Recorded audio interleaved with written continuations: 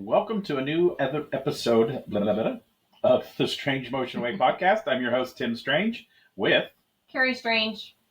This week, we don't have a guest. We're going to do event recaps. We've had some good response we've done a couple of those, haven't we? We did. We did one in the car on the way home from Columbus. And then we did a second one after you did the Salina and Louisville. Yeah, so we've done a couple. Yeah, we've had really good response. So Carrie says, hey, let's do that this week. So we'll start off. We went to a BMX race. I did not race, and I'm really out of shape because you're not quite ready. Your bike's not even put back together from your accident. So we just went and hung out. I'm supposed to look at the camera. And we just went and hung out because we missed our BMX friends for the summer. And it was pretty good. It was a pro race, so some of the people were there that you got to watch on TV in the Olympics. I don't know what it is about BMX this year, but anytime I'm around BMX, bad stuff happens. So everybody knows about my accident that happened June 1st. And then this time we go to Louisville, not racing, didn't take bikes. I got bit by a spider right before we left. And you can't blame that on BMX. You got bit in the pool like on a floaty. But we were going to the BMX race, and it was a miserable weekend for me because I couldn't lay on my side. It was disgusting. I started losing my skin. It was like this big. Going into Louisville or into my first event in Bowling Green, I ended up in urgent care. So it's been like 3 weeks. It's looking better, but there's still like a lump there. But they said it wasn't a spider bite because it didn't have multiple bite holes. Like I had one last year on my side. It didn't quite get. It got big and weird colored, but it didn't lose the skin like that. I think you just have a fungus, maybe. It was nasty. Are you a fungus carrying person? It's still nasty. So I had to wear a dress. This is how bad it was at LS Fest. If you've seen me at LS Fest, you've seen me in a dress. That's why. That's not normal. Not because I wasn't there. I was at a different event. Was it a dress or what? She hates it. You know, there's a difference between a cute little sundress and a muumuu.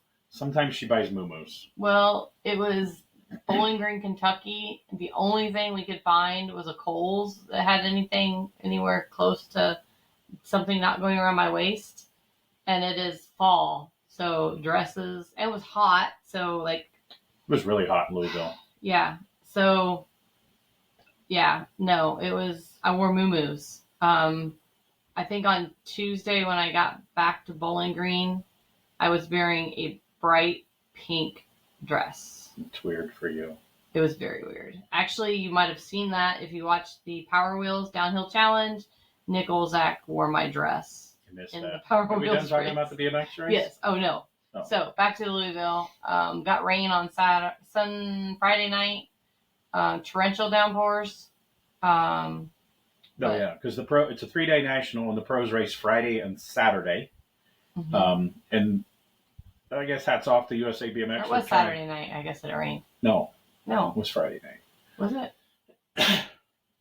Well, no, it was Saturday night. Yeah. Saturday night. It's very confusing. It was confusing. They're trying different things with the pro, like a certain time and warm up in the afternoon and every 45 minutes or so, which they've done this before. But it worked good on Friday night because, like, the mains went off at, 8:30, 9 o'clock at night? I think so. And the race starts later in the day on Friday, so it worked good. But it wasn't a huge race on Saturday, so the pros were to get over. I mean, the other races were over before they even did pro warm-ups. But right before we started recording, Carrie didn't know that they've actually adjusted that icing for the next.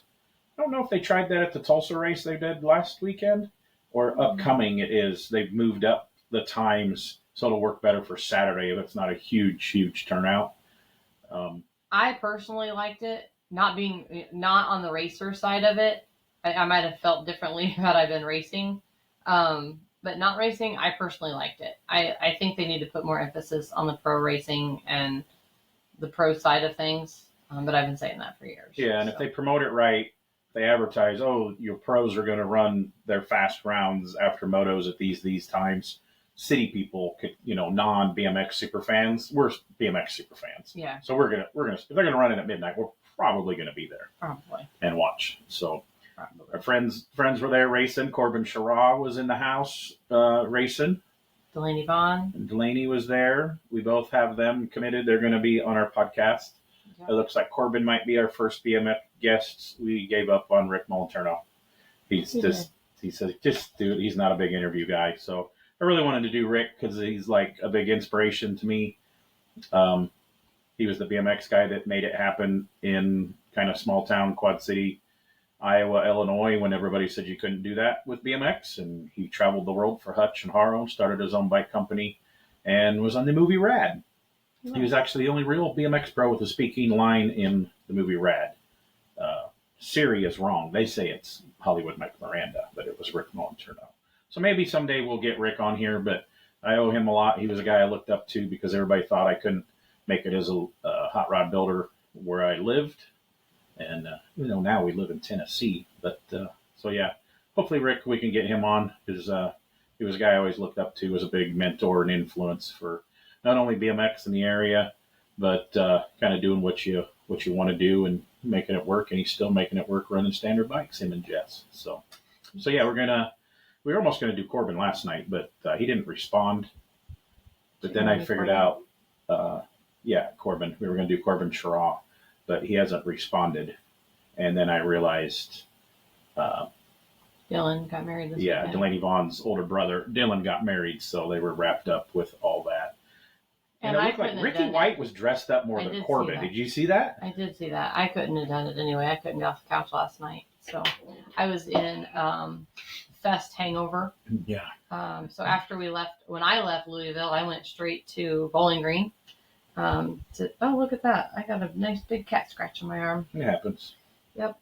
Yeah, Carrie's been gone for pretty much 2.5 weeks running events. I dropped you off this Sunday night of Memorial Day weekend, and you went right into running or Labor Day. LS Fest.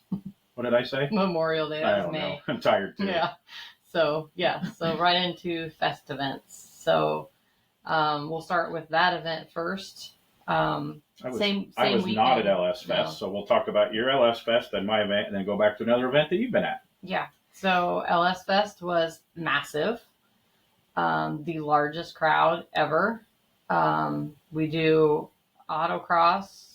We have a grand champion competition, which is autocross, 3S challenge, drag racing, and they actually have to autocross at 2 different courses, one at NCM and one at Beach Bend. Then of course we have the autocross, and then we have drag racing, and those all sold out at least a month before the event opened. And this event is so huge. People can't comprehend this event. They posted the numbers that was just almost 50,000 people. Yeah, I think so. I went to an IndyCar race last weekend, didn't have that many people. Yeah. The grandstands holds like 30 if it's a sellout. So that's how many people go to LS Fest. We have off-road going on. We have a humongous car show. Manufacturers Midway, Power Wheels Downhill Challenge. It was crazy. It is the biggest event that happens at Beach Bend.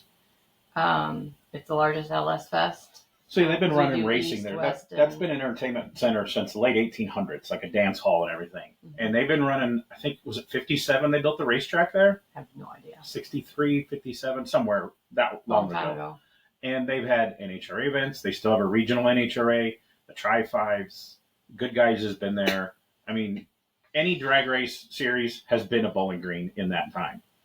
And that was always the bad part about Bowling Green is getting in and out because it's one way in, one lane, just 2 Beautiful lanes. Drive. That's what everybody that's one of the things that I love about it is the drive-in because it's absolutely gorgeous. And once you get there, it's like being in the 60s. It's one of the only 1 or 2 left with covered grandstands, drag race strip. Mm-hmm. And there's so many people there, your phone don't really work. So you can actually enjoy the event.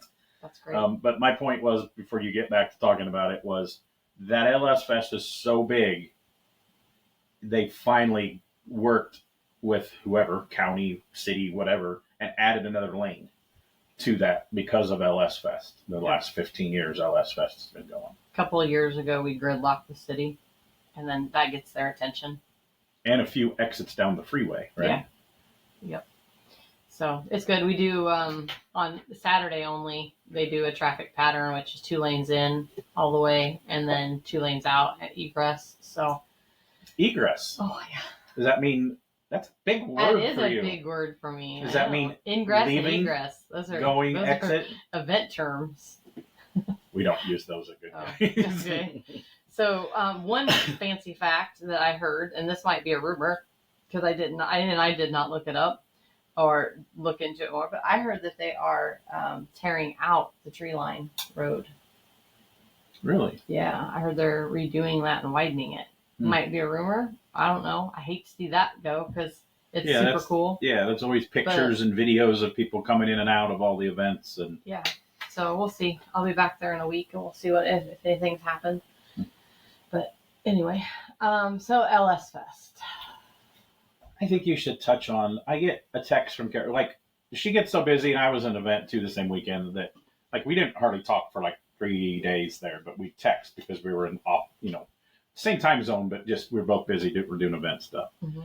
And I kept getting this, never have I ever. And then the next line was something that she'd seen that she'd never see. So one of the things that we did this year, we made some changes and we moved the Grand Champion paddock from what in the last few years has been in the campground. Explain to people what Grand Champion is if they don't. Grand Champion and Autocross Grand Champion is the Autocross 3S Challenge drag race. They take all of those times, combine, add them all together, and whoever does the best out of all of them, they're the Grand Champion. So we have Grand Champion Late Model, Grand Champion Vintage, Grand Champion Truck. And they basically have to do a road rally too because... Correct. They have to drive their car over to NCM. Because they run an autocross on the Beach Bend Raceway. And then there was another autocross, so they run 2 different tracks. Correct. Over at NCM. The road course across from the Corvette factory. So they have to drive out 15 miles. Yep. Yeah. Out in the streets with traffic to prove it's meant for street cars. It's a street car event.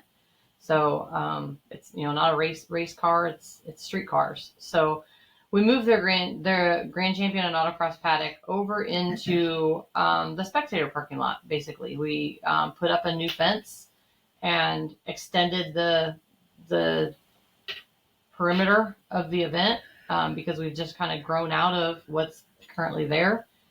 So we had some changes with that, and then the other great change I feel that we made is we had our Grand Champions drag race on Thursday night. Thursday is normally a setup day. So we brought them in 2 hours early and allowed them to check in 2 hours early. And we got them all through tech. We've got 250 Grand Champions between Grand Champion and Autocross. We're limited on the Autocross course. So we have 250 of those guys. We brought those in early on Thursday and gave them some extra time to get checked in, get them moved into their paddock, get through tech. And then at 4:30 in the afternoon, we had them drag race and got their drag racing out of the way. The Grand Champion competition is a very busy competition. There's not a lot of... Did they all seem to like to get the drag racing out of the way? I think so. Yeah, I think it benefited both the Grand Champions because they're not having to autocross, drive across town, autocross, drive back, go drag race. Their paddock is all the way at the end. They got to get all the way through the whole crowd to get down to the drag racing lanes.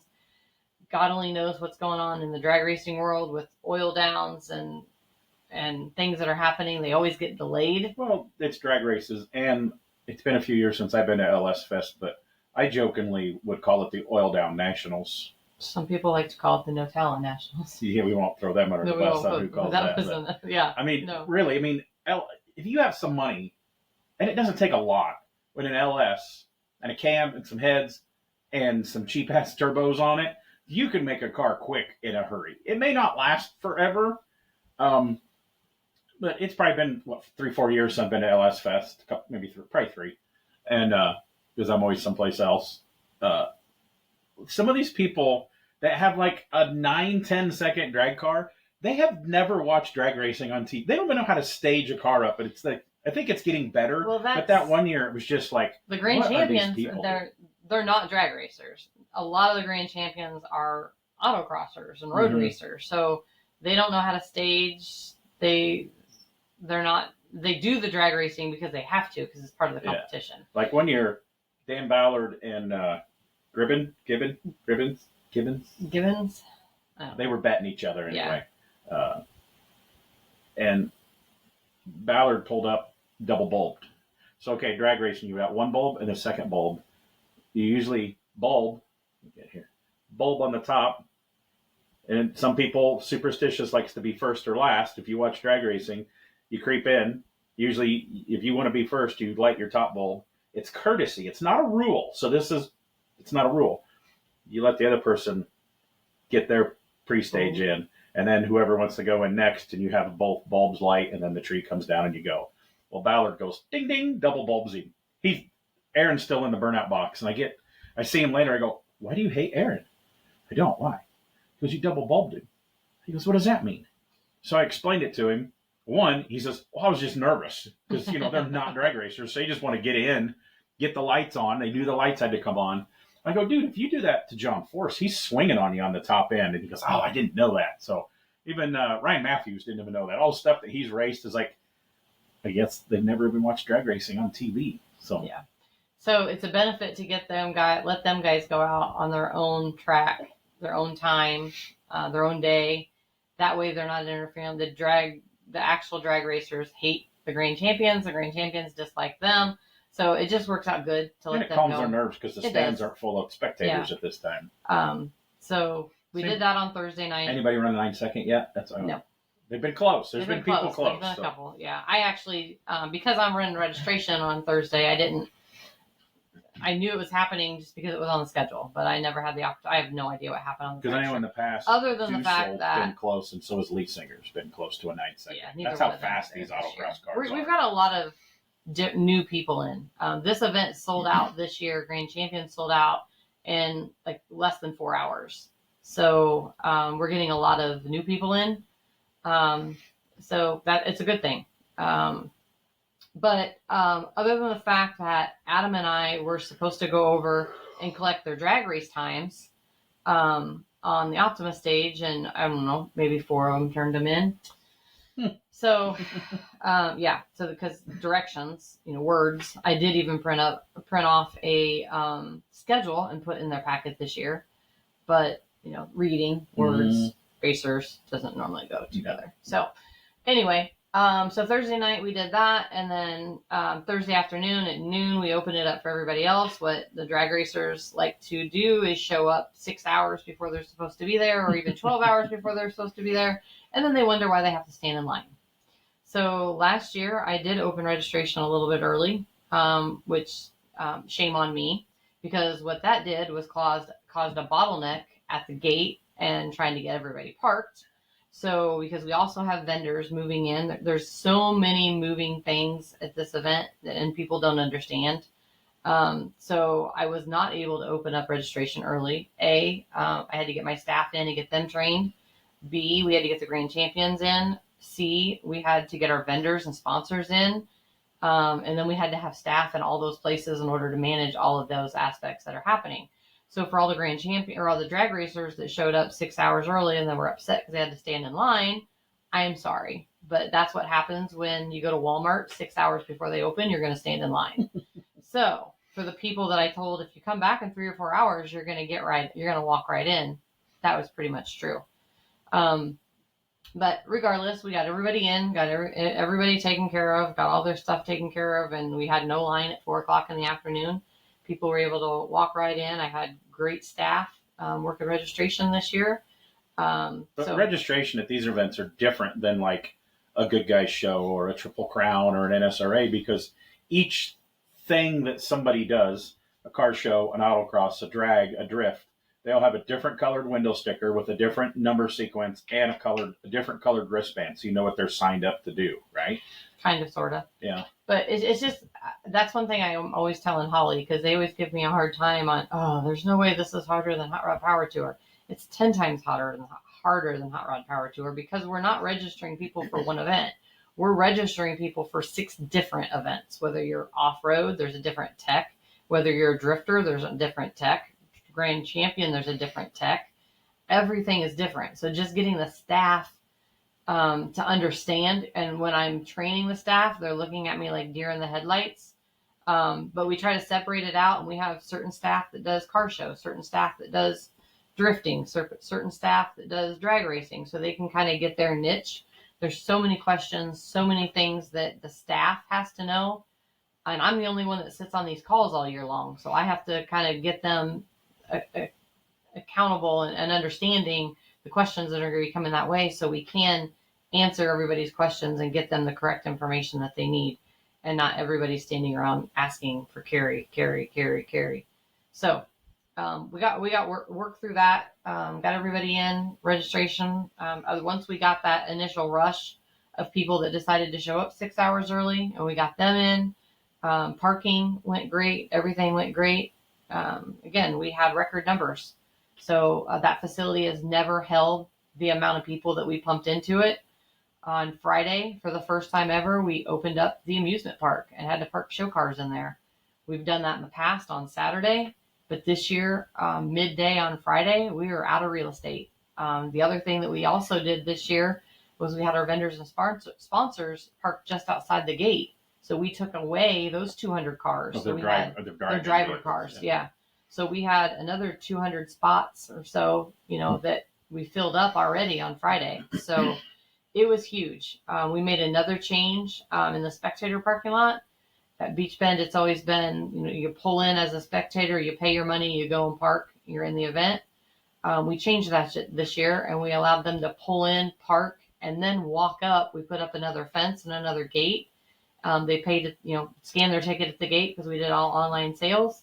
And that seemed to work really, really well. So I see some change with that moving forward in the future, because it was a really good change, and got people off the road, got traffic moving. There's multiple lots that we park spectators in out there, so got people moving. And once you get them out of their car, then they're excited. Do you think any people just pulled in, then they realized, well, we don't have to pay unless we walk in. We can just sit here in the parking lot and watch drag racing.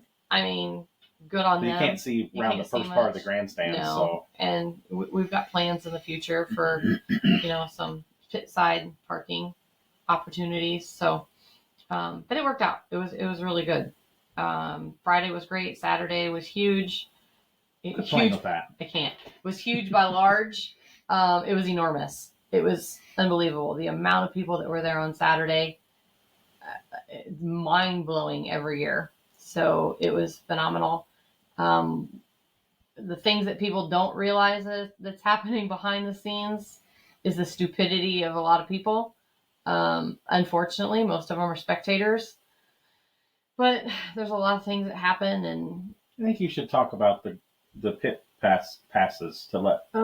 I don't know. I don't want to give anybody any ideas, but just if you think you're going to be able to fake your way through an event, and I don't know, there's a event promoter out there that I know very well, that thinks that they can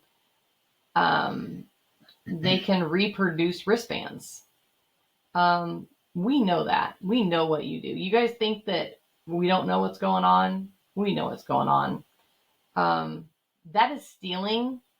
That is criminal. That is, especially if it's got somebody's logo on it, that's copyright infringement. Yeah. There are so many dumb things that people do, and they don't think we know. This year we caught a lot of them, and I had a blast doing it. It turned into a little game. So if you think you're going to outsmart us, good luck, people. So that's all I got to say about that. You're scared. I'm not scared, but I don't want to give anybody any ideas either. It's like the news. No. And, the news goes and talks about all this stuff that they don't want people to do and see, and then people go out and do more of it. So, there's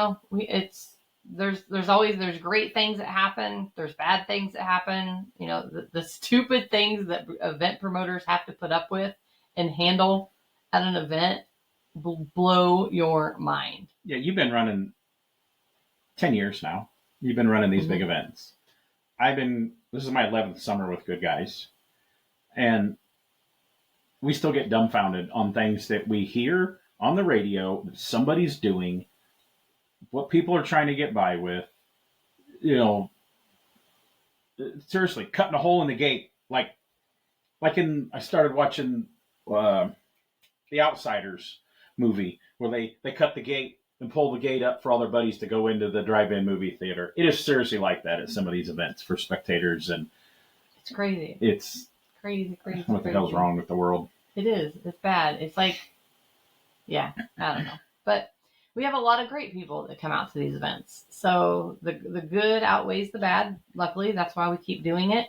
But yeah, we do our car show awards on Saturday night. We do a car show parade, and we parade the winners around the circle track. We have a enormous burnout contest at LS Fest. I think we had 21 cars in the burnout contest. I guess I'm old because those, what I call it's not a burnout like good guys, they put you in this thing and you sit there and do a burnout. This is like Australian style. And after I've seen one or two, I'm ready to go. I've had enough. Same thing with, I appreciate drifting now because I've went with Royal Purple and Dalen Hughes and hung out at the Formula Drift event and seen. I mean, the car handling is ridiculous on these drift people. It's insane what these people can do. But after I've watched a handful of drifts, I'm okay. But I can sit there and watch drag racing most of the day. Mm-hmm. I mean, and that's you. Some people love to watch the drifting. Some people love to watch autocross. I don't know. Watching autocross to me sometimes is like watching paint dry. Yeah, I enjoy it when I'm working and I'm announcing. I would rather watch 3S Challenge. I enjoy watching the speed stuff. They take off, they go down, and there's usually two at the same time going, so it's almost like a little drag race. They go down, do a 180, and come, and they have to stop in a stop box and not hit the cone. So, like Tucci loves doing 3S Challenge. He enjoys that a lot. So yeah, it's if you go to one of these Holly events, especially LS Fest, if you're bored and you can't find something that you enjoy, you're not a car person at all. I mean, we had a phenomenal off-road experience, and I never even got out there once. Oh, the one thing I did forget to talk about, because I didn't get to participate in it this year, is the Power Wheels Downhill Challenge. So this year, because of my accident, I was not allowed to participate, but I did go up the hill on my golf cart, and I did go down the track on my golf cart. Like you were the parade lap Grand Marshal. Like I was the Grand Marshal. And then I hung out at the bottom of the track. And let me tell you, at the bottom of the track, it's boring. And I've already told Holly next year we've got a lot of things in mind. It's because half the people have crashed or their wheels have actually fell off. And because Chad's up at the top talking to the racers. He needs to be down at the bottom talking to the spectators. So we've already made some changes there. Jeremy runs that, and it kind of has been half running it. Next year he's going to go full bore. We've got some exciting things that's going to happen with it next year. But you going to build a water jump? Maybe. Oh, I never even thought about that. So Jeremy, in years past, like, there's always been at least 3 epic wrecks. Like, we didn't have Mike any Morrison epic did that. He had that Escalade that was just blew up. There went a wheel. There went another. He blew up. It's just like it slowly. But it's so you had wheels come off of yours the first year. It's so much better participating than it is spectating. Well, so did they give water balloons to the spectator? Yeah. So you're coming down this hill, and they give the spectators water balloons to throw at the. I got racers. Pounded standing at the finish line. I got hit with more water balloons at the finish line than I did when I was ever on a cart. Of course. So yeah, it's epic. So next year is going to be awesome. I'm super excited about it. I will be back on a cart next year, and I will be winning. So there is that. But anyway, so that takes us. Hey, you're hitting buttons over there, Bubba. Yeah. So that takes us through LS Fest. LS Fest. That takes us through LS Fest. It was a big event, great event, successful event. Merchandise line was 10 miles long. They sold a lot of merch. You see Holly LS Fest shirts everywhere. So that was cool. It was a good event. Looking forward, making some big plans for next year, and excited to see what we can do. So the same weekend I'm at LS Fest, Tim is at Nashville Super Speedway for the Triple Crown of Rodding, Gary Case's and Bobby Alloway's show. And if you don't think the aftermarket hot rod racing show car industry is strong, you're sadly mistaken, because these two huge events are 2 hours apart from each other in the middle of the country. Mm-hmm. Literally, some spectators go one day to one of the events, and then they drive up and they go to the other one on a Saturday or vice versa and stuff. So it's close enough that you can do that if you're just a spectator. I don't know how they're doing this, but I get, Gary Case has been part of the industry. He did a great interview on the Roadster Shop Oil and Whiskey podcast and all the stuff he's done. If you truck guys have ever heard of Styling Concepts back in the day, Big Muller Company, that was his. Well, before that, he worked for different people. He was part of the crew that started the Hot Rod Power Tour and many other events and Super Chevys. And so he knows how to put a car event together. And with Bobby Alloway's crew, Bobby Alloway and a few of his buddies that used to be part of the Shades of the Past, they lost their location in Pigeon Forge. And Bobby said he wanted to continue the show. Club kind of disbanded, so him and Gary Case got together, did a Triple Crown of Rodding at Nashville Super Speedway, the NASCAR track on the infield. It was incredible last year, 1,700 cars, about 100 vendors, 80 vendors or something. This year, I just looked, they said they posted 164 vendors. And again, LS Fest has a bunch of, not quite that many, but a lot of vendors, more racing part stuff. But the Triple Crown was the most vendors I've seen at an outdoor event in at least 10 years.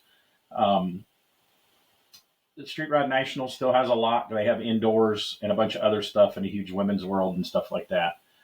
This year they did not do a swap meet. That's one thing. You guys don't do a swap meet at LS Fest. The next event you're going to talk about has a huge swap meet. Yeah, they tried it. It's just not a swap meet crowd. And they tried a swap meet last year at Triple Crown. But this year, they said the official numbers was just shy of 3,300 cars on the grounds, counting registered cars, comp, sponsor, booth cars. You can get in free booth cars if you're not competing and stuff. They added autocross ride along with Brian Finch. I was so busy, I didn't even get down there. JB Granger was there. I didn't get to go see him and all of Finch's guys. And Kyle Tucker was driving the Z-Rods and Rod Parsons carbon fiber C10 that won the Truck of the Year there last year and Good Guys Truck of the Year. And so they have a charity. They do the Gary Sinise Foundation.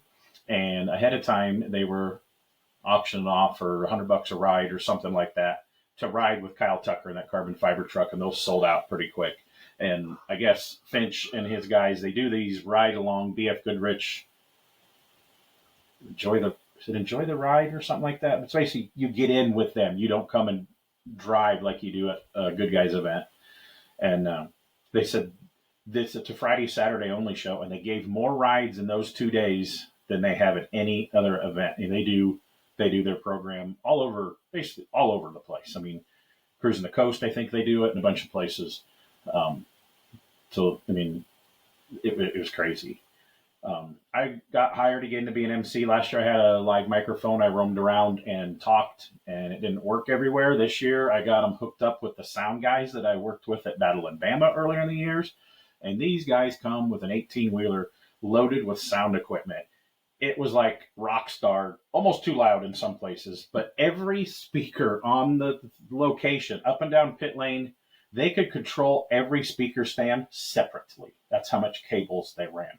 They ran them underneath the ground through fiber optic tunnels that was built into the racetrack. And they were just a pleasure to work with too. So I got to work with Kevin Ostie, which he did the video stuff and the stage interview, some stuff last year. This year we kind of made it more professional. We had scheduled guests. I was not involved in that. Kevin and I think Gary and Bobby put that together. Some people thought they had an interview and didn't. It's like, oh, sorry, you're not on our schedule. So like every 15 to 20 minutes, we had a new guest on, play a couple songs and get a new guest on. So it was pretty cool. Me and Kevin just kind of went through it. Kevin came loaded to bear with all these computers and hooked in with the sound guys. And they had big screen TVs so they could play commercials and put the schedules up. And it was just incredible. And kind of worked with Kevin before or seen him do stuff. And what a true professional he is, comes with all of his stuff and inline. And we just kind of went through the schedule. Well, I want to do this guy. Oh, you can do this guy. I don't know this guy. You can do him. Well, I know him better. So we just kind of picked and almost alternated kind of, but some he did a couple back to back and I did back to back. So there was a couple of times like finally Saturday, I had like a 45-minute gap, him doing two people and before the national anthem.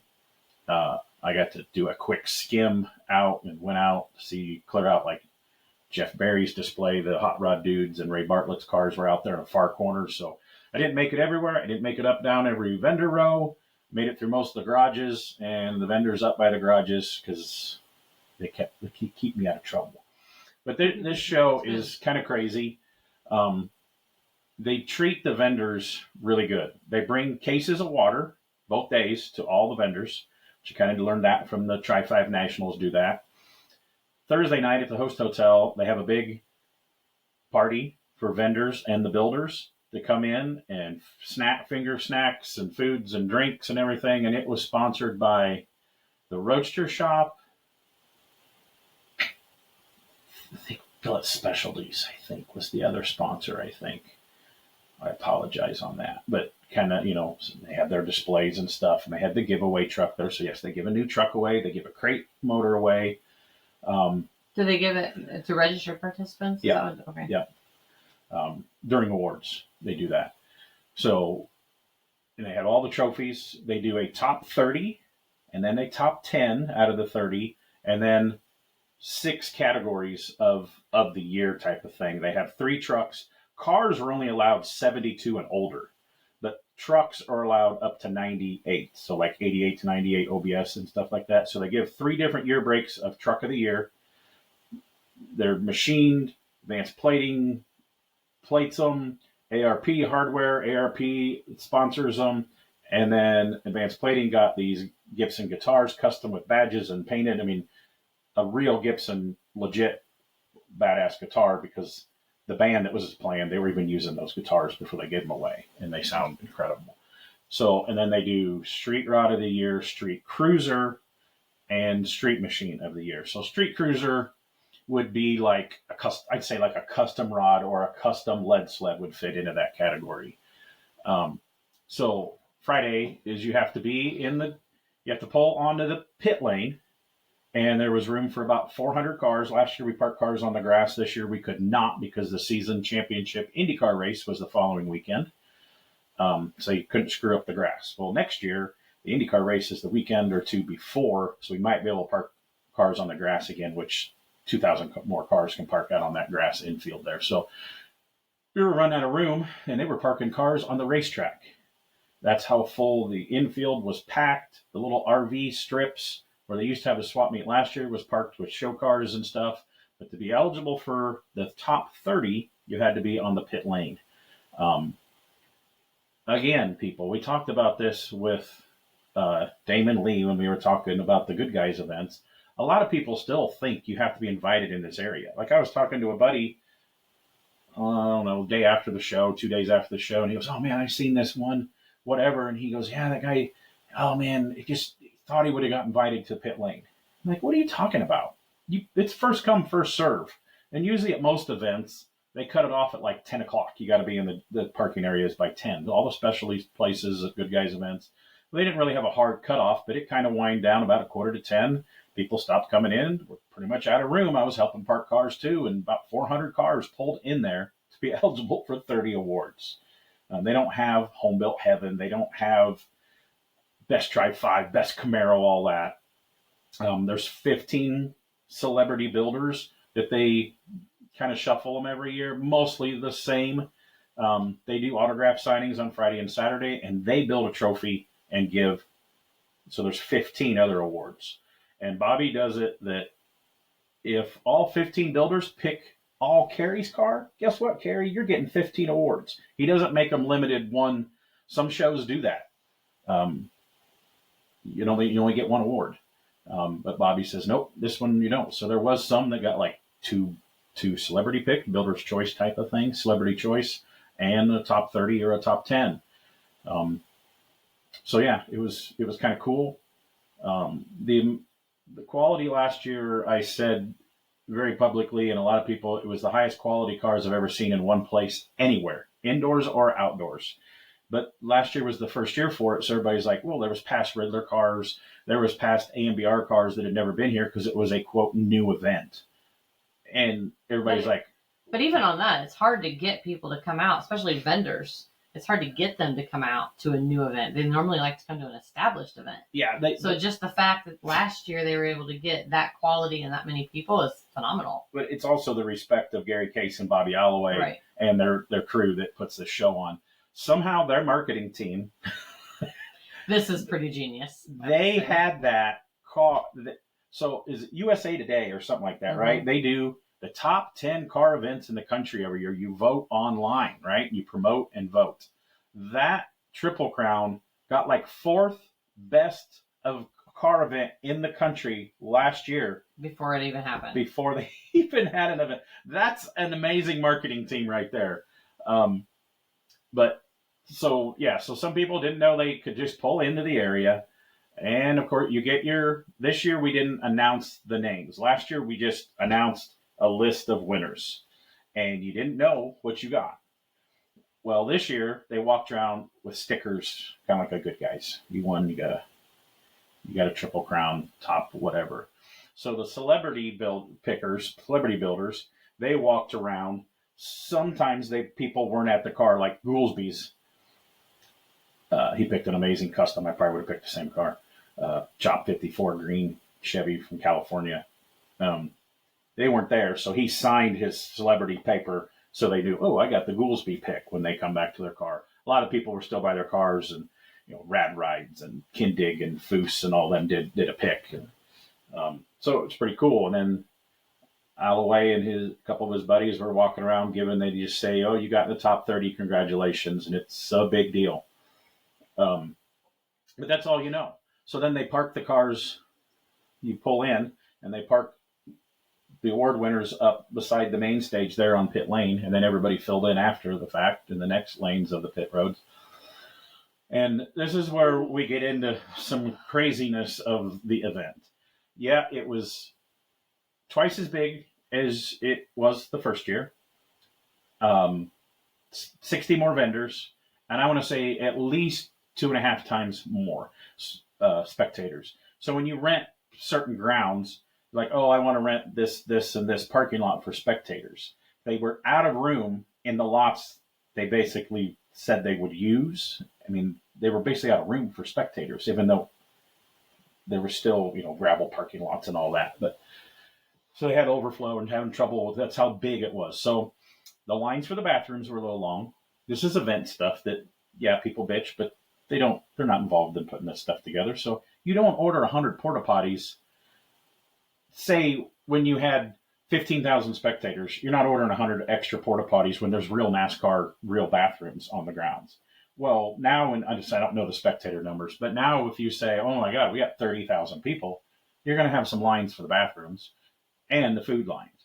But another thing they do for the vendors and the staff, the In the Garage media guys, the Modern Routing, Classic Truck Performance, and All Chevy, they furnish coffee, donuts, snacks, lunch, hot dogs, hamburgers, chips, cookies, and everything free to all the vendors. No other event that I go to do they do that.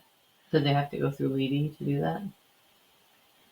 I don't know what that means. The food vendor. From the track. Yeah, the track actually lines the food vendors up, and they get like a 30% cut on the food vendors. So yeah, there's a lot of behind the scenes that people don't know. I don't know, but they had somebody there cooking it, so maybe it was somebody through the track. So probably the way that works. So then the next day, and this is where all the confusion starts with people because they're not used to something different. Change. No, good guys, what order you're pulling in, you know what your award orders, they've already got it stuck in the window. You can't change anything. Yeah, well, they do this, and it's exciting. I've been through this before, not at this event, but the KKOA, Custom Chems of America, has been doing this for next year's Lead Spectacular, I believe, is their 45th anniversary. 45 years they've been doing it. We haven't gone to 45 of them, but I've been going to them since before I had my driver's license. They do that. They let you know, hey, you got to stay for the last day for the awards, but you don't know what you're getting. And then you get to your car. Now they do a walk-up thing, and you don't know until you're called last. Like the year we won the 777 America's Top Custom, the big award at the Lead Sled Show. I was sitting in my car and I was like, what's going on? Do I follow the guy? Oh, the guy from the left pulled up. The guy from the right pulled up. When do I go? And they're like, just don't worry about it. And then finally, like, you're the last one. You're the big winner. You're America's Top Custom, the 777. I'm like, oh, that was pretty exciting for another more, excitement for the participant. So that's the way they do it here. And you've got 45 cars parked in 2 lanes. So it takes a little bit longer. Hey, we need the next car. And then we talk about the car. I mean, we've only got a name and number, but me, Kevin Ostie, and Brian Brennan, we know a lot of people. So we just fill in, oh, that was built by Big Oak and it was done by Ricky's and Cherrier, because we know a lot of stuff. So we're just filling off the top of our head while they pull the car up, take the pictures, get the award, and they pull up and out. But so that part takes a little bit longer. We're done with the big awards. We're getting ready, again, the Gary Sinise Foundation. Some people I heard when they put the commercial up, it's Gary Case that helps run the event, the big promoter, him and Alloway. Some people thought the foundation was Gary's niece foundation. Again, words. Yeah, but when you look at it, it's like, oh, I could kind of see how they would say that. But it's Gary Sinise, it's Lieutenant Dan in Forrest Gump, right? And he has one of the most badass, does a lot for our military, builds homes for them and help just it's incredible. Look up the Gary Sinise Foundation and donate to them. They do amazing things for our American heroes. Well, we raised money. They were having trouble with the 50-50. I think next year they need to send people on golf carts around. And Gary Sinise was not there. Hopefully he'll come next year. And we kind of told them that we can bring in $50,000 right in to your charity. And we were a little light on that because the 50-50 just really wasn't taken off. The winner was going to get 12 grand. So there was 24 grand in the 50-50. So we were way off. I mean, there was still money from the ride-alongs that we didn't have the total on and all that and a few other things they were doing. And so so the celebrity event people, they outdo each other on their trophies, right? I mean, look them up. The Ring Brothers has this 3 arched for Triple Crown, and it's rough machined. And then as it goes up, it's like through your life, your career, your skill, or building your car, it gets fine-tuned and more at the top, and then it's got a lighted carbon fiber dome on the top. I mean, these people put a lot of effort. I mean, the Roadster Shop did like gold records last year. This year, they had this plate done, and if you got the Roadster Shop pick, you got $5,000 off a new chassis. $5,000 off. I mean, wow. This is what these people are doing here, and they all want to outdo each other. Well, my favorite award was, of course, Chip Foose does his billet pencil. I mean, it's cool. Wayne Carini had this cool vintage steering wheel with this ornate copper sterling design thing off of some probably 30s car. And, they all build something really cool. And all of these guys pick their cars out of the car. It can be anywhere. Oh, it can be anywhere. Like last year. They don't have to pull into the special area. Nope. That's only for the 30? No. Okay. And I think a few came out from out of the other. Last year I did a pick and built a trophy, and I picked David Wolk's Merc that was out and about. He didn't pull it in the judging area. So they do that it was like, oh, this one's a triple winner, so it's getting a top 30, and like the Pinky's Carhartt Coupe got a top 30. What did I get? I got the Rad Rides pick and the Roadster Shop pick. So, let alone getting in the top 30, those 2 badass builders pick your car too. So it's really, really neat. Well, the Classic Car Studio guys, the guys that were on the Speed is the New Black, they're big BMX guys and have a huge BMX collection. And, we have the most fun-loving people down here in front because we just gave Kindig for Street Cruiser of the Year. And the Classic Car Studio guys are right there because the car they built won Street Machine of the Year. Well, they gave a Skyway TA, totally aerodynamic. It's an aerodynamic tube frame, but it was a reproduction cruiser. So it wasn't the one that they think that I'm going to sell to me. So if you were worried, Skyway tough wheels on it. They sent it to advanced plating and had it gold plated. Pieces on the bikes, the pedals, the hub plates for the hubs in the mag wheels, the frame, fork, handlebars were all real gold plated. I forget how many ounces Steve Tracy said it was, but with that, it was a reproduction bike. and the plating on it was probably close to worth $10,000 that these guys gave away. And they gave it to the Twin States Rod Shop with their Indy Killer OBS truck. It got the truck of the year for the 88s, 98s, and the Alan Johnson pick. So they dress up, they come up with gold shoes, shiny chrome pants, and a gold jackets on and Elvis glasses, just because it was the raddest pick is what it was called. So they're giving that away and everything, and they're still wearing, everybody's down there having fun. From where I was, it would look like, because we had crowds parted so the people could drive all the cars up and come through. Well, now the cars are all done moving, so the crowds all kind of come up. And we're up on stage, me and Brian Brennan and OST and the other and the Garage Media guys were up there taking pictures, and people were coming and going. Well, I thought it would be funny to start an auction like we do with cars and cones. We do those crazy shenanigan auctions. And it's crazy. It takes the right crowd of people, which you have at your Cars and Cones trip, when is that one? October 13th through the 18th. Highly recommend it. They autocross a few days and go to a bunch of hot rod shops. You are going to Ben Smithson's, Greening's Auto. Where else are you going? Charlie's. Oh, Charlie's in Murfreesboro. You're going to Ian Johnson's four-wheel drive studio and JHG. And we're going to... I don't know. I'm really sorry. Pulaski. Speedvet. Oh, yeah. And their new restaurant. Yeah, okay. Yeah. And so, they do games and charity stuff every night there. It's unbelievable. Funnest event. You can't comprehend it till you go.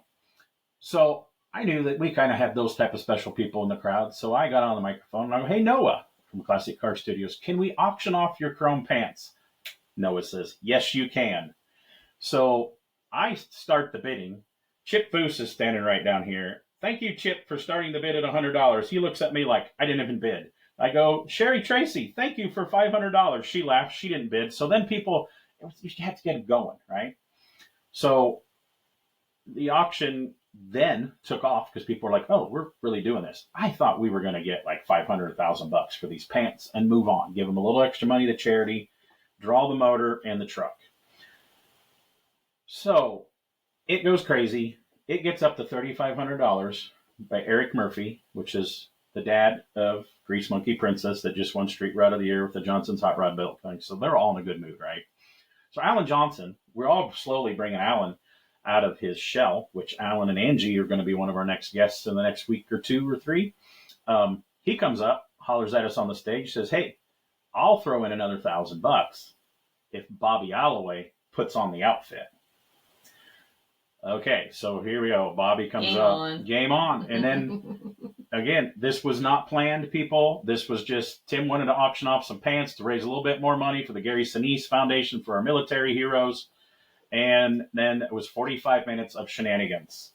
Dave Kindig comes up and says, "I'll match the $3,500 if Alan Johnson puts on the second outfit," because Noah and Charles from Classic Car Studio both had the outfits on.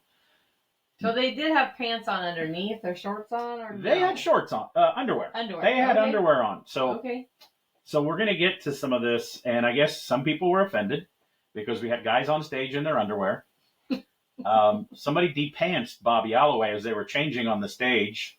I got on the mic and says, "Who thought Bobby Alloway might have been a tighty-whitey guy?" I might have seen part of his butt cheek because I was kind of behind him a little bit. He grabbed, luckily, nobody seen anything. Everybody was in their underwear. They changed their pants right up on there. And then we had, why this is going on, the guys from Born Vintage Hot Rods from California, which brought 4 or 5 amazing cars, 2 award winners. He comes up, "Here's $500 for the foundation."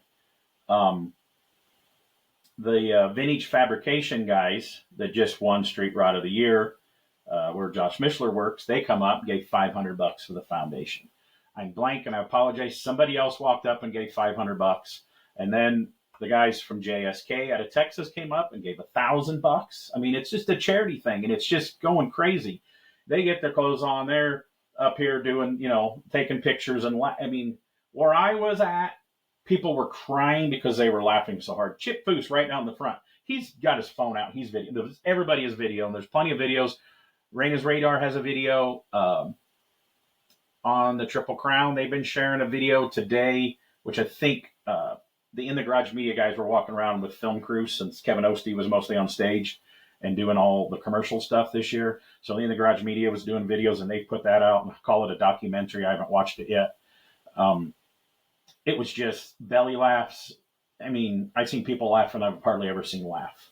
I mean, it was absolutely, it was like the Cars and Cones charity auctions. I mean, people raising money, people with good hearts. Yeah, some people have some money. Some people have more money than others. Some people bought 50. Great things with it.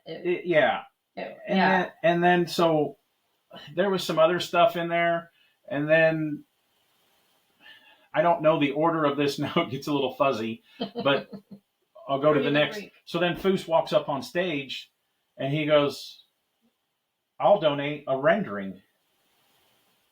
Auction off a rendering. I'm not going to design you a new car. I will draw one of your car. You have a car. I will draw that. Give you a professional rendering." Well, me being me and Dave Kindig being King Dig, you can call out Dave Kindig, and he's another one down for fun and down for helping a charity. So I get him up on stage. I actually asked him. I says, "Do you want to auction off a paint by numbers?" And he's shaking his head at me. His wife, Charity, is shaking her. It's like, "Oh, here comes Dave." He gets on stage. He goes, "I will auction off a rendering also." So we auction off chips. It brings 10 grand. Wow. 10 grand. Clay wins it. Our buddy Clay. I mean, it was crazy auction going on. 10 grand. And then we start over, and Kindiggs brings $7,500 for this charity. So then we go to pull the 50-50, call a number. This guy walks up, and he goes, "That's my number." "Well, where's your ticket?" He goes, "It's in my car." "Where's your car?" "Oh, it's on the outside. It's in spectator parking." And we can't wait for this. He goes, No. I remember numbers, and I know I have the last 3. So we're, it's like 5 minutes. It feels like a half hour, but it's like 5 minutes. Everybody's like, "Draw again." We're getting ready to draw again. We're not going to wait, contrary to some people online that says, "Oh, you can't wait for something." We didn't. Somebody comes up out of the crowd with the actual numbers, all 6 numbers correct. So the guy only had the 3. So they boo the other guy, and he's just laughing. And so the other guy, he wins 12 grand. He gives $1,000 back. And then George Lange, one of Bobby Alloway's consistent customers, great guy. He's had a lot of amazing cars, won Street Machine of the Year, a bunch of awards with Alloway built cars. He might have even won AMBR once, maybe. He comes up, amazing guy, right? He comes up and says, "I will match the 12 grand that we gave away in the 50-50," and gives $12,000 of his own money to the Gary Sinise Foundation. Wow. So all in all, we raised another 30-some thousand dollars. At the end of the event, they raised over $70,000 for their Gary Sinise Foundation. The charity auctions of the pinstripers and custom painters, I think, was around $45,000 that went for a children's charity. I mean, this is just amazing, right? So then we give away the motor. Blueprint Engines, he comes up. Norris comes up and talks about the motor. They give an LS3 crate motor away. And we draw a number. Guy wasn't there. This Dan Shea, this custom guy I know from Texas, he left mid-afternoon, he said. John Jackson knows him. He's messaging. He's like, "Dude, you just got him." He's like, "Oh, man, I'm like an hour and a half down the road already." They didn't have to be present to win the motor? You have to be present to win the motor and the truck. Sorry. Yeah. Okay. For the motor and the truck and the 50-50, you must be present to win. Okay. So we drew another motor. Guy wins it. Norris visits with him. Norris posts later that, it's a guy that he's got a car that's a motor. He's not going to sell it. So he's actually can use this motor. So then they also give away a brand new truck, a truck that you can't get. It's a black Chevy regular cab short bed. They don't make that truck anymore. I'm using my hands. Can you sit on your hands, see if you can talk? Okay, cool. Just checking. And the story is they ordered a black truck last year for the first year giveaway. Because for Shades of the Past, they used to build a street rod, hot rod, Riviera, 32 glass roadster, give away a hot rod every year. Well, they don't have the big car club to do it. And Bobby's like, "Oh, it's just easier to get a truck." And everybody can use a truck. Some people sell the hot rod, which they could use the money, but everybody can use a truck, right? Or sell it. Yeah. But so they special ordered the short bed, 2-wheel drive, regular, hot rod person truck last year. It kept coming, waiting to the event, wasn't coming. So they went and bought a white one because you could only buy white ones. You had to special order anything that wasn't a white because they're like a work truck. So like a month before the event last year, they went and bought a white one, tore it apart, painted it black, cut and rubbed it, put flames on it. Why black? Bobby Alloway. Bobby Alloway red, as we said, pitch black. Built Specialties wheels, lowered it. I don't remember last year, but this year Dan Baker Limbercraft did a grill for it. So it's a cool hot rod truck. But right before the show last year, once they basically got the one painted black, the black one showed up. So they told everybody, hey, we've got a black one for next year. Well, they've already got another white one for next year. Whether it's going to stay white, that's the joke. Bobby probably can't give away a white truck, but it would be easier on him if they just put stripes on it. So yeah, they give a brand new truck away and they draw it, and the guy's there. They give it. Everybody's happy. We all go home. So then it was absolutely amazing. People are still laughing. The amount of money we raised just because I wanted to start doing to sell some chrome pants, right? So, and then I heard after the fact that the promoters go around on Saturday afternoon to give us swag bags of butter, liquor, local with a guitar, Music City, something, alcohol. Maybe more than one of the vendors that did not get a top 30 refused to take the free gift because they were mad because they didn't get an award. Somebody else that somebody was friends with wouldn't even talk to the guy because they didn't get an award.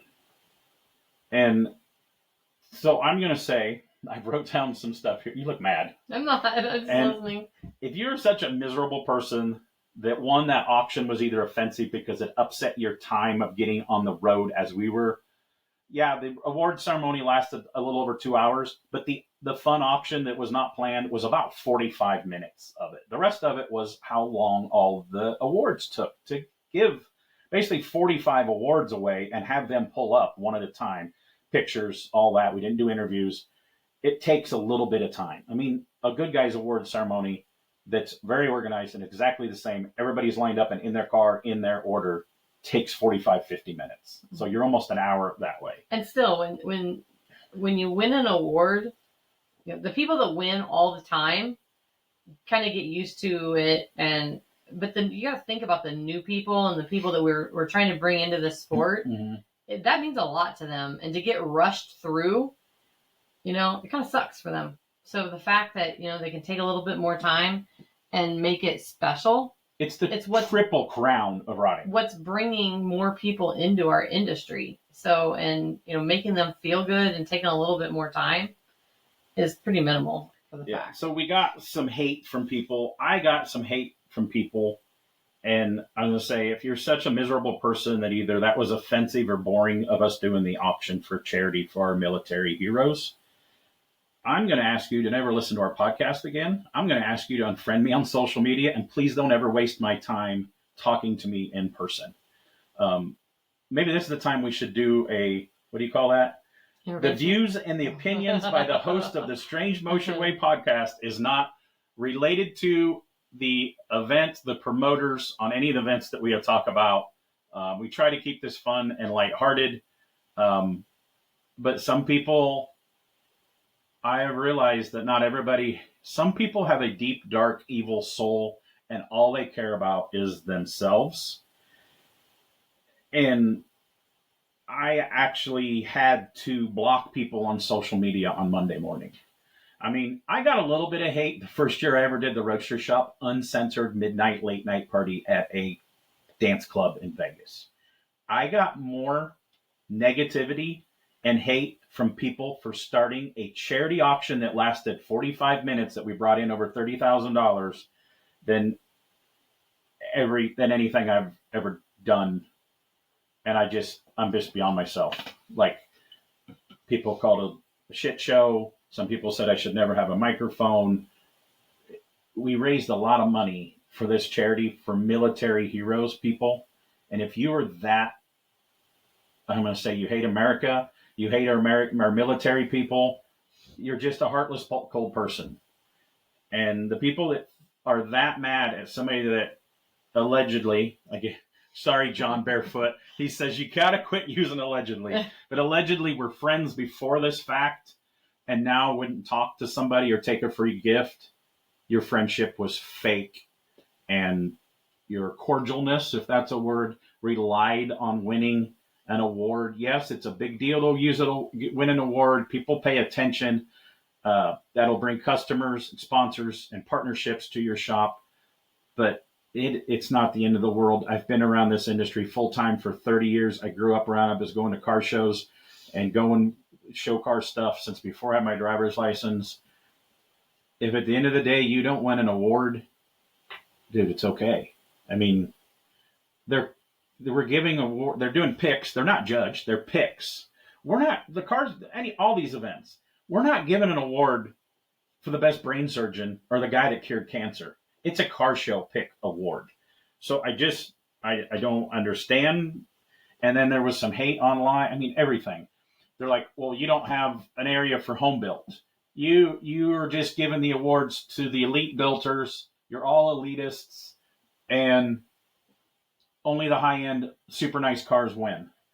And I say this all the time, but the slowest horse, the Kentucky Derby, doesn't win the Kentucky Derby. When you're doing a big event like that, yeah, you could go to a good guy show. They have home built Heldon area. They got a Chevelle area. They got a Tri-5. They got truck parking. Or all your local shows go to all this. But when you go to these big events that they're giving 45 awards out for almost 3,300 cars, the chance, I mean, go buy a scratch off ticket. You got to get a chance of winning. A gooder chance. So yeah, they're picks. They're not. I had a whole thing to read off till I could, but I basically got it in a shorter version. But the view from where we were in Kevin Ostie and Brian Brennan, it was amazing view from the stage, the awards, and the smiles and the laughter and the charity raising was absolutely incredible. I did hear quite a bit of positives from people, but the negatives just was like, what the hell, people? What is wrong with you? I mean, nobody bitched to me about awards because I'm not the picker guy, but I started the auction, so I got a lot of hate on that because they had to wait. They're blaming the 2-hour award ceremony all on me, but they forgot that it's just part of it. And there's like, well, you do like to talk. Well, and sometimes I'm sitting there going, wrap it up. Like right now, wrap it up. But I just thought this needed said. But again, the Triple Crown of Rotting, same date next year. They were the same weekend as the LS Fest. If you're a vendor, you better start getting on the list because they sell out. They couldn't. I know some people that tried to get in at the last minute, the last month. Nope, they couldn't get in. So this is when we are like, you don't take our vendor. You need to come to LS Fest because LS Fest is better. And you're like, oh no, the Triple Crown of Rotting is better. They're all great events. Kind of depends on what your products you're selling. As all you companies out there, just split, okay? You have one truck go here and one truck go there, and you're hitting massive people in that. AMD had a booth at both places. They had a small booth. No, they didn't. They were at LS Fest and MoParty. Or they were at MoParty. Oh, yeah. Okay. Rub it in, Tim. Rub it in. I thought I confusing my weekend. So I think Forge Line was at both places, though. I think Forge Line was at LS Fest. They at least, if you can't be at both, I know David sponsor one and go to the other. I mean, come on. Show the love. Y'all got plenty of money. I mean, there was companies vending at the Triple Crown that Holly owns. Yeah. So I mean, Holly was at both companies, both places. Yep. So yeah, it was an amazing event, and sponsor one, go the other. I don't understand how it's going to be that much bigger next year, but we'll have the grass. Hopefully, we can park cars on. Same with LS Fest. We got plans. It's going to be bigger next year. So then I come home. You're still gone. They rent you an RV and you stay up at Bowling Green. I do. I become a Bowling Green resident for a month and live at the campground. It's a mighty fine place. If you haven't ever been to Beach Bend, it's an amazing facility. The water park is amazing. You didn't have time to go to it. It is. It's a better water park they have in Nashville. Our team went to it, but they didn't tell Sherry and me about it, so we didn't get to go. We went and got pedicures Monday instead.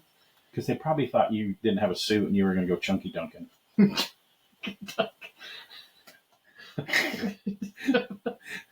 I just say that? Screw you, okay?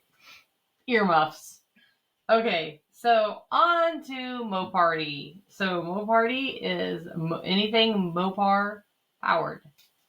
I haven't always been or aren't really technically a Mopar enthusiast. As Brian Loans, the NHRA announcer, which is also going to be on our podcast in the next month or so, he says Mopar people are the Star Trek fans of the car world.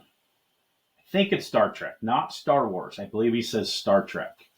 Because It's if you're a fan, you're a nerd, and you know everything about it. MoParty people are hardcore. They are, and they are a blast to be around. So, unfortunately, we went into this event with the threat of a hurricane. And car shows and hurricanes and hurricane weather, it scares people. Thankfully, for all of those folks, fine folks that said, we're going anyway, we don't care, the weather forecasters, surprise, they were wrong. We had a phenomenal weekend. The weather was awesome. We got some rain. You had some sprinkling on setup day, didn't you? No, we had Friday night. We got some rain, and somebody made the decision to make an announcement that, the rain was coming, and, then it was, everybody was gone. So, but we had all the drag racing in, for the day, so nothing got canceled. There was a couple activities that night that we weren't able to do. We had a tribute scheduled for, Brandon Smith, aka Beefy. We moved that to Saturday. We had to reschedule our monster truck car crush. But Saturday was phenomenal. The weather was outstanding. We had no rain on Saturday. We were able to get absolutely everything in. And you guys run this kind of like LS Fest. There's Grand Champion Drag, Auto, all that stuff. Correct. Do you do off-road too at the MoParty? We did not do off-road this year. It was a little bit different year. And the announcement was made through the event that FM3 took over this event and was partnering. In the past, FM3 would run the event for Holly. This year, we partnered with Holly, and we ran the event. It was FM3's event, and Holly partnered with us. So it was a little bit different, a few changes, but the same people that started this event 5 years ago were all the same people on every call all year long, making the decisions, figuring out what was going to happen, how things were going to happen. It was the same pretty much, with the exception of a few very, very, very small details.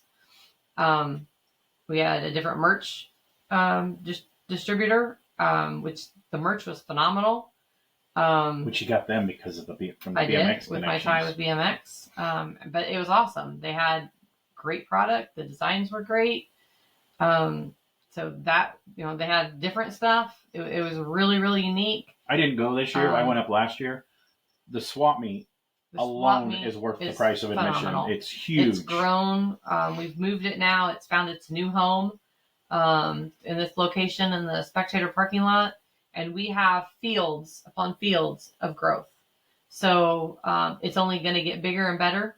We're going to be allowing people to reserve their spots that they had this year going forward early. So we announced the dates for next year. It's going to be September 12th through the 14th. MoParty's coming back. So it's going to be a great event. But this year, the wonderful forecasters kind of killed it for us with the forecasting of the weather. But it was great. I had a phenomenal time. I was lucky enough to have Sherry Gagnon come in and run registration for me. And I was able to be the car show manager. So I got out of registration for once. I think Mike Morrison asked Sherry if she drugged me because I was a completely different person. But I had some help. So I'm sorry, John. I'm going to say allegedly again. Allegedly, I always joke that I say I don't like event carry because all the stress and it's hard. There's a lot on me. But Sherry took a lot of that off, and it was phenomenal. It was nice to be able to get out and work with the car clubs. We did a club participation award. House of MoPar won that club participation award. So that was. Do you remember how many they had? No, I don't. There's a big Mopar group that comes from the Quad Cities. There is. Was Lisa Bailey? No, she came last year. Yeah. I've seen her. They were not here. We have the survivors tent. We did have a couple of the survivors that did not come because of the weather, but we still had a good displaying of the survivors tent. Was there a feature or just Southeast. survivor stuff in the feature in the survivor stuff? Just survivors. Like one year you had a lot of wing cars and stuff. Yeah, like we that. do. In the past, we did a wing car parade. We did not do that this year. Not because we didn't want to or because there was any other reason other than the fact that sometimes you have to mix things up. Yeah. You can't do the same thing year over year over year and keep your spectators coming. So we have to mix it up sometimes so people will get excited about it, because regardless of what y'all think, we need spectators. We need spectators to come out to the vendors, and you keep doing cookie cutter event with the same thing over and over, people are going to get bored. So we always try to mix it up a little bit, and there was no other reason other than the fact that we just chose not to do it. We had a lot going on Saturday afternoon, and that was the only reason that we didn't do it. No other reason other than the fact that it just didn't fit within the schedule, and trying to get the autocross cars out of that area and the car show parade in that area and the monster truck stuff in. There was just too much going on in one location. We do a mullet contest.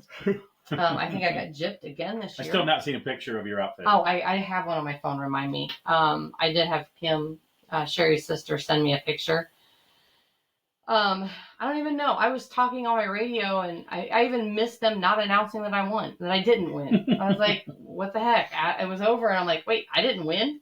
Because I had a banner. I had a MoParty banner I was giving away to. So you're trying to bribe people. I was bribing people, 100%.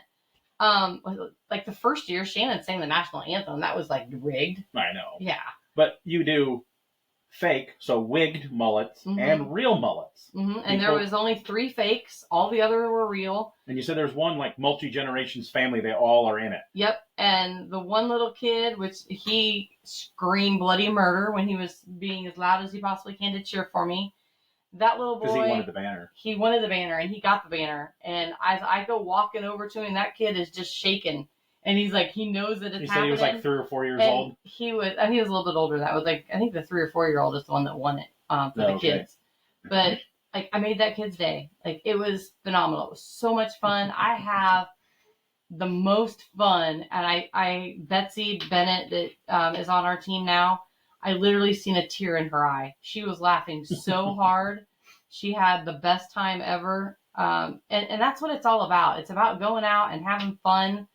And maybe doing something. That's like when we used to go to the Street Machine Nationals, the Fall Nationals, and we used to play volleyball and play all those fun games. We found and made so many friends, people that were in our wedding, from people that we played volleyball with at the Street Machine Fall Nationals.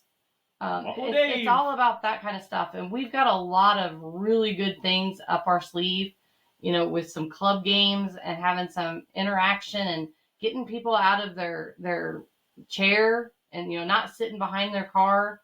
That's why we like to try to get people out on the autocross course. That's what D.W. Horton was talking about. Growing up at Street Rod Nationals, they had all these games. Well, now some of them games, there's probably reasons why, with insurance and liabilities, and the hot dog on a string, and you're driving by in a roadster and your passenger tries to bite the hot dog and all that stuff. That sounds like a Cars and Cones. Yeah, that was kind of a Harley event thing that they would do at some of the car shows back in the day. But yeah, like in the 70s and 80s, there was all these games to do and stuff like that. And a lot of people kind of got away with it, or got away from that.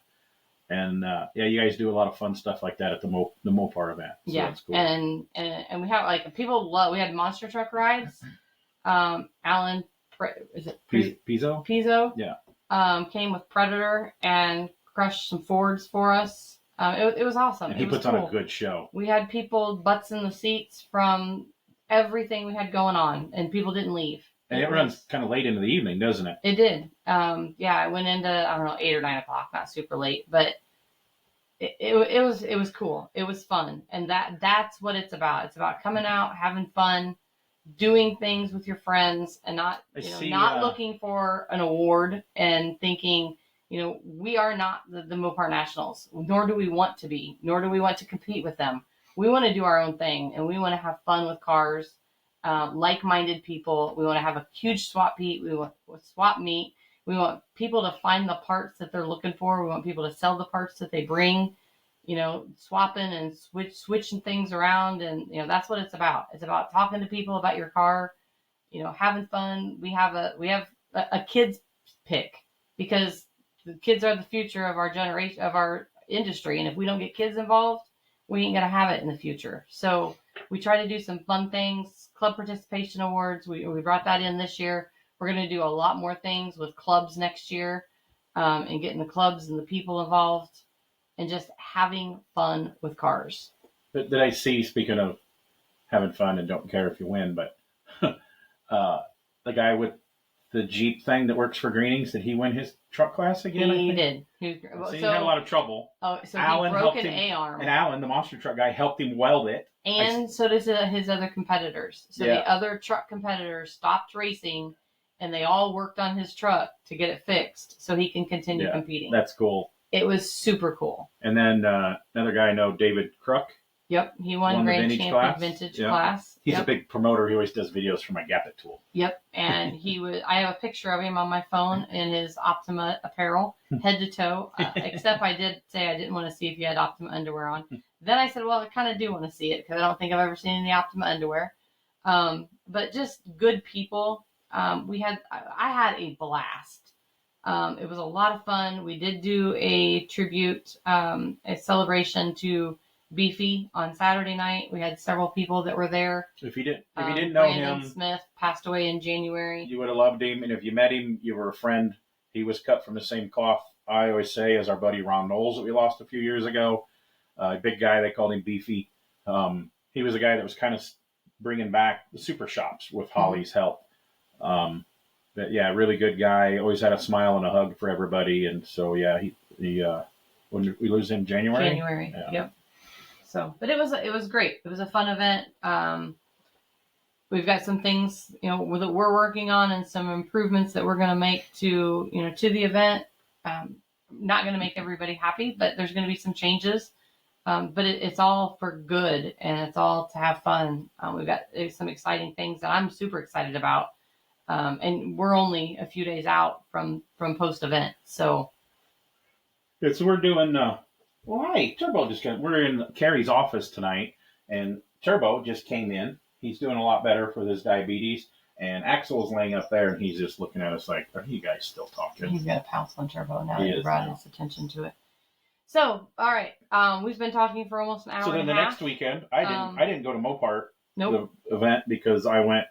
Me and my stereo guy, electrical guru, Chris Robinson, been going to do some maintenance on Jerry Horton's Mercury, the guitars for Papa Roach that's been a guest on our podcast. So we went there for a little bit, about 4 hours on Saturday. And I went to the IndyCar race back at the Nashville Super Speedway all by myself. Carrie bought me one ticket. I was right up in the middle, right on the start-finish line. And we're IndyCar fans. I didn't get to go to the Indy 500 this year because I watched it in the hospital, because that was the day after Carrie got hurt. That was me. So she goes, you want to go to the IndyCar race by yourself? I go, yeah. And again, it was supposed to be a rain out. They had a little bit of sprinkling on Saturday, so I didn't go there. I went to Jerry's instead. It rained more where I was at Jerry's than it did out at the racetrack, because they got all the qualifying in. So watched the NXT race, walked around, actually ran into Jerry again at the race.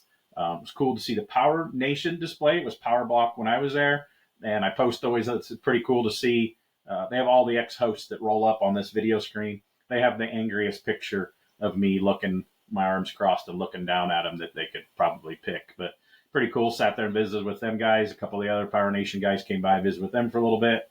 And then watched the race. And you can't visit when you're watching an IndyCar race anyway. So made friends after the fact and visited with some people next to me from Memphis. Told us where to stay away from and stay and go to eat when we go to Memphis for your birthday to see Social Distortion coming up next month. So So then Carrie finally came home after 2.5 weeks. So this weekend we're on the way. I slept all day yesterday. Well, this isn't. This is going tomorrow. One of the coolest events that I get hired for, being a BMX guy all my life. I get to go do red carpet interviews before the BMX Hall of Fame induction weekend this weekend in Tulsa, Oklahoma.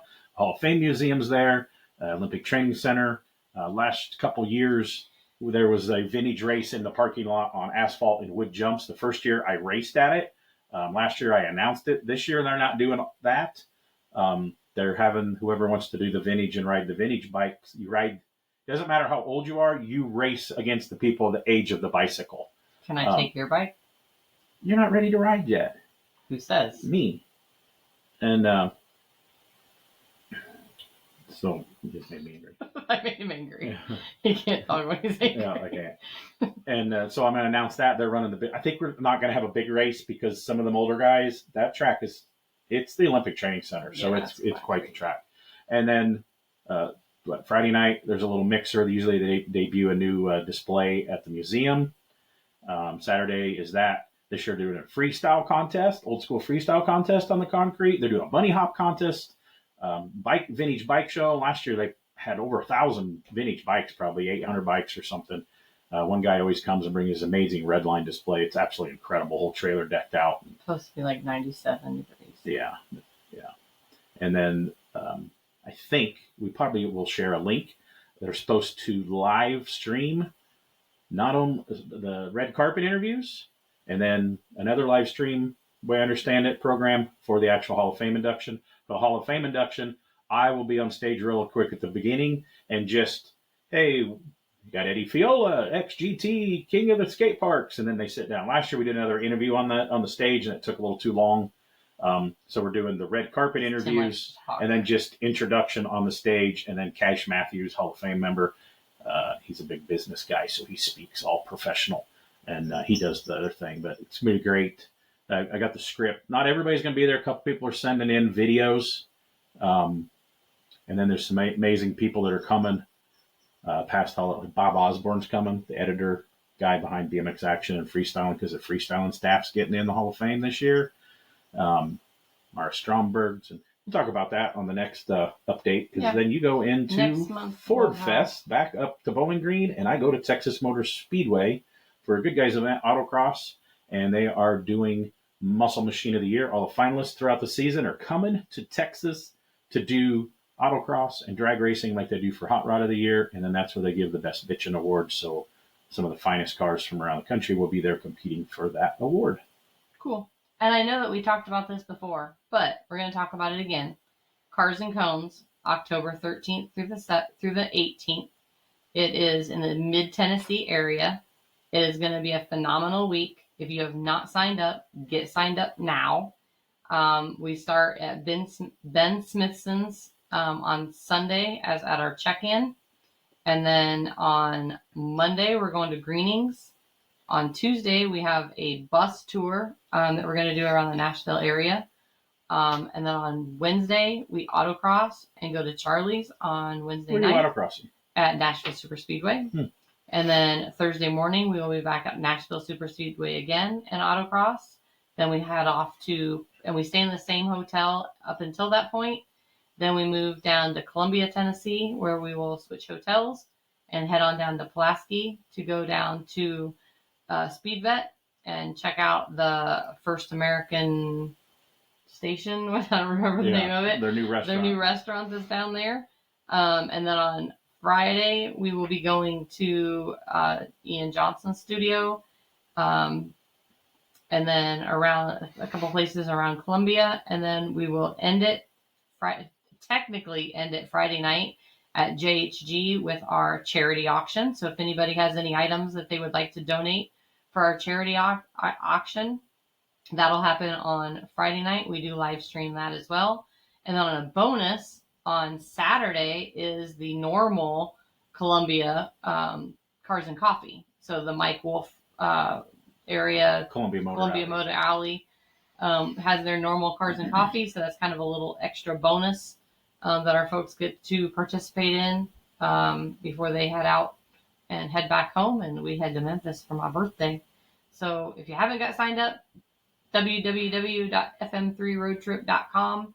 I promise you it will be the best week of your life. If you're one of those people that got offended at the auction at the Triple Crown, don't sign up. Probably not for you. Not for you. Because it's a week of that and a little bit of autocross. So much fun. And amazing tours at these hot rod shops and private collections. And there's a dinner at each night of one of those, right? Yeah. Yep. So that's it. We're going to wrap it up. Thanks for listening. Stay tuned this week. for us. And then next week, we will bring you another guest on the Strange Motion Way podcast. Thank you.